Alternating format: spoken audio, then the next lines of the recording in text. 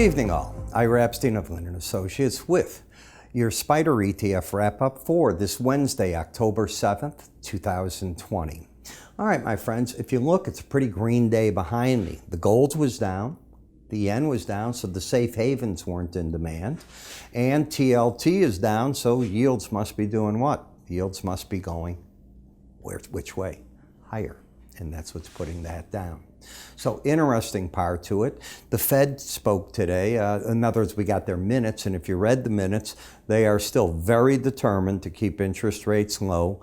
So where are we on those 10-year notes? You know, will you be able to clear the 0.80 number? It could be caught in a range of 0.5, 0.8. We'll find out, but it's an interesting time.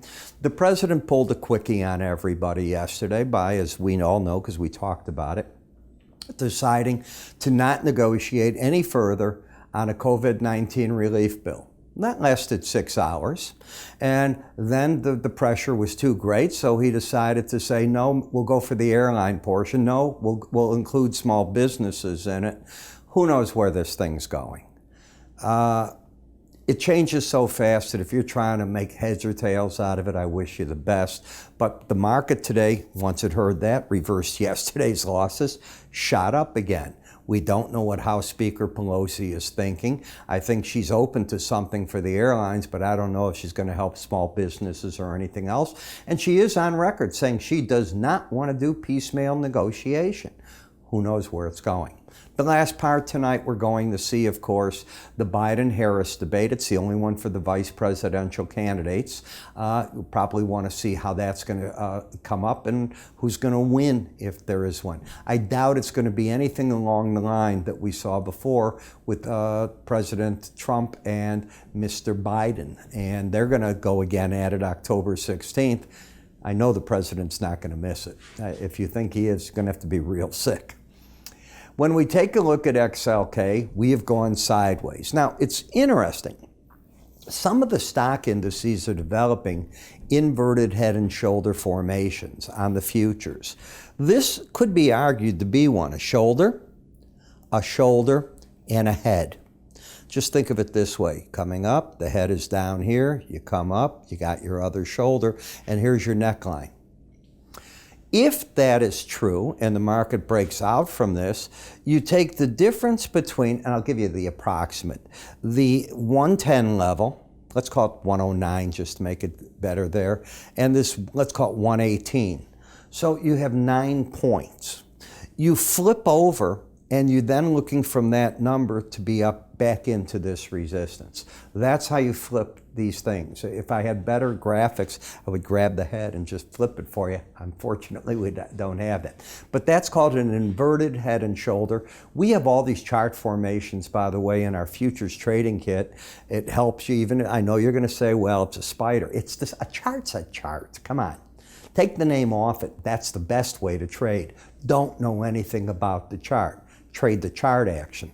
I think that makes more sense than anything. As we take a look at what it's doing, though, you have higher lows. You've had higher highs. That's bullish. The market's staying over the 18-day average of closes. Again, that is bullish, holding it very, very well. So where could the market find resistance if it goes up further? The upper Bollinger Band's 119.10, right above it. Excuse me. So that's the number I'm looking at. Another piece that tells you the market would want to go higher is if tomorrow this market can get through Tuesday's high of 118.29. When you have an outside day down and you take out the high of that within 2 trading sessions, it's often sending a message that that's a bear trap. Bear because the reversal was to the downside. You've caught these people under it. I admit running away from that Bollinger Band is hard, but it should make the run at it the way that I chart. Doesn't mean it will, but I say you should. You owe me that. In the overbought category or oversold, you're overbought. So I can see what I'm saying, that you get there, you could run out of momentum at any point. You're overbought, you're not trying to embed, but there's nothing bearish on the chart. That's my point. To negate this chart, you got to get back under 114.48 to say to the bulls, okay, you've lost control of that. Otherwise, I think they have the control. SMH, Each time you're hitting this upper Bollinger Band, you're getting thrown back. This is what I'm telling you on XLK. Same thing. But now what you're doing is you're hitting it every day. That's called riding the band. In addition, for the first time, you've got both numbers of the slow stochastic over 80. That's overbought. But if you can get 3 days in a row of it, which you don't have, you only have one, it converts from overbought to locking in what we call that embedded reading. And when that baby kicks in and you're on a Bollinger Band top, fireworks often happen to the upside. So I'm watching it. I'm bullish. Breaks are hard to buy when you're overbought, and that's where you're at right now. In the XLI, there is no trend, but you sprung a bear trap. Here was the outside day down for Tuesday. Today you took out that high.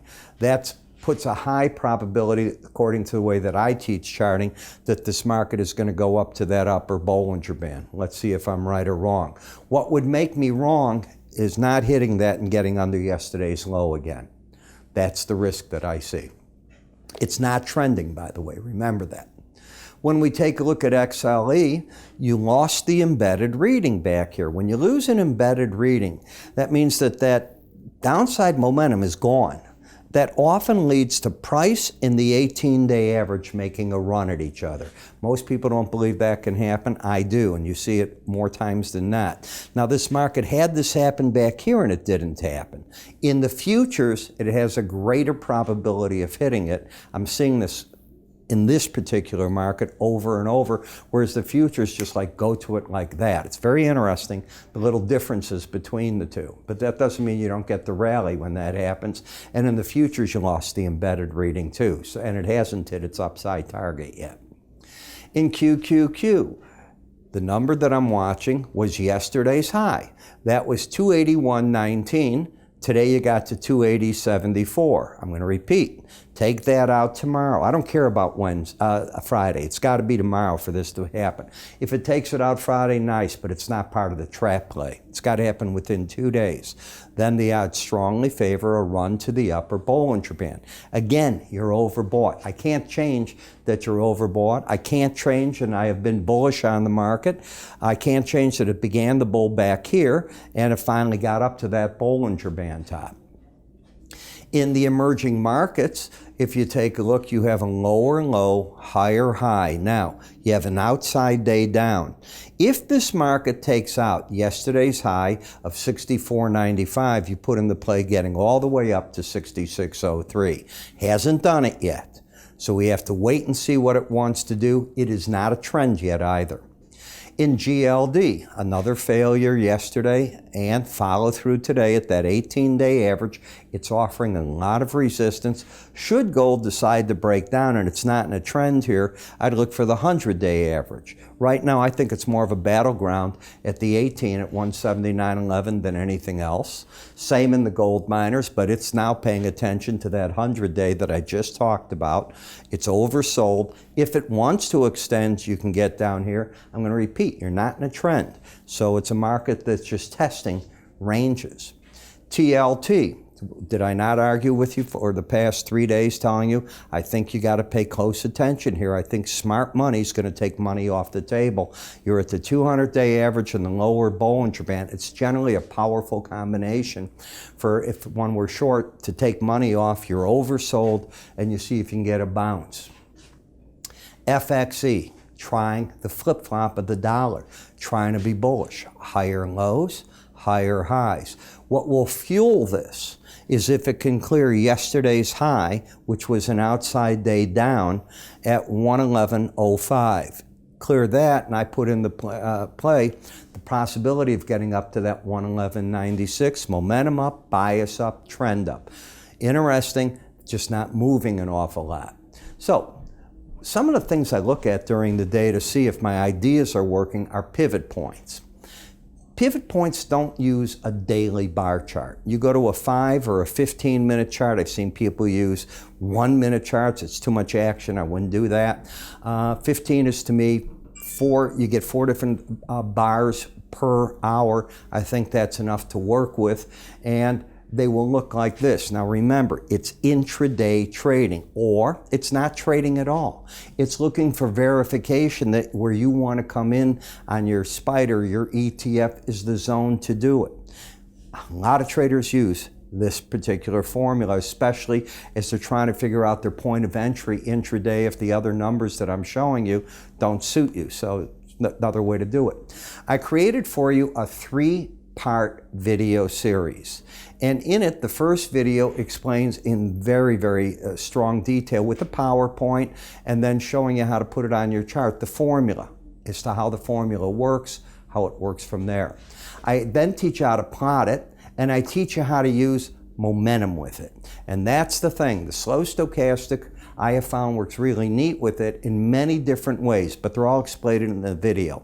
How do you get this? It is free to you. Just go to our website. Under the free offers, check off what you'd like. We will send you the links for this. It's that simple, and away you go. How do you get there? www.iraepstein.com. You can always call us. We put in our new phone system, so now during our normal business hours, we are picking up these phones. They don't have to go the way that they've been going. Put in a whole new system effective today. And you can go to our cell phones, anywhere, and they're all recorded. That's the beauty of it. So we're very compliant with all the NFA rules and so on. Love what it does. I've been using it today and really am impressed. By the way, our phone system, as you're on the phone, we can, through the phone system, send you a link to set up a meeting and show you how to work all this right on your computer as this is all going. Fascinating what it does, all on that one call as you're still online with us. It's a great thing to do. All you need to do, though, is go to our website. Away we go with that. I'm Ira. You have a great day. I'll talk to you tomorrow.